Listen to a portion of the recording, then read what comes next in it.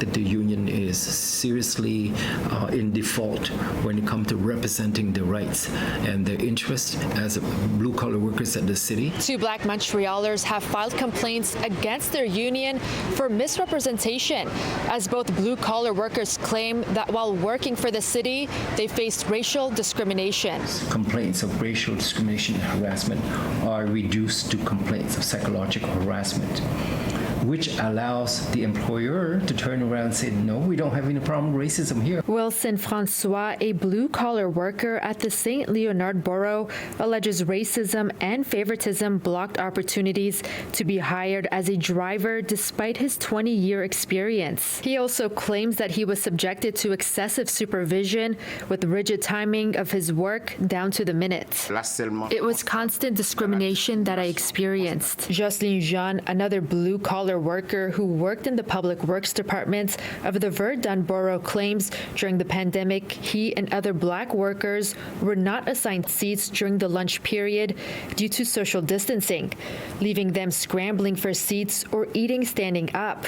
Jean also alleges he was wrongfully dismissed 2 years ago and that all the Black employees were fired at the end of their probation periods.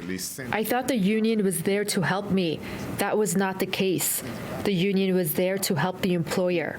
After filing a grievance for wrongful dismissal, Jean says he found out last June that the blue-collar union, Local 301, removed the components of racism from his grievance without informing him. And he only found out 1 year later, and that's the worst part, is never being informed or consulted before or after. The Center for Research Action on Race Relations says another 30 or so complaints have been filed against the union for faulty representation. These individuals here and some others who are too afraid to be here today have told us that not much has changed. They have not seen any sign of improvement. The 2 men have filed complaints at the Tribunal Administratif du Travail.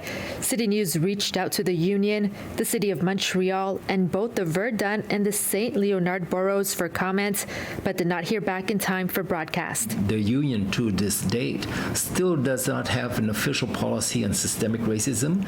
In Montreal, Swidda Rassy, City News.